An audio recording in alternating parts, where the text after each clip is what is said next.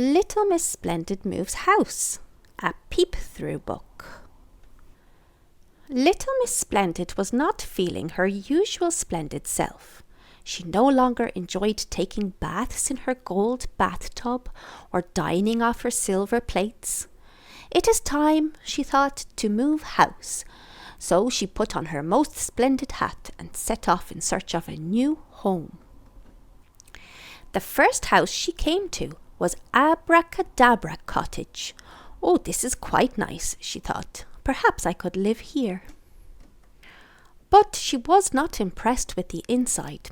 Oh, absolutely not, she cried. Look at those curtains. And she turned on her heel and left. The next house she came to was at the top of a tree, a pink tree. Quite ridiculous, she said, and stormed straight past. Do you know who might live in a house at the top of a pink tree? Why, Mr. Nonsense, of course. The third house she saw was a rather busy-looking house with 3 front doors. This looks suitably splendid, she said, as she opened one of the doors and stepped inside, without knocking. But once inside, little Miss Splendid was not so pleased. This house is much too busy, she declared, and she pointed her nose high in the air and left without so much as a thank you.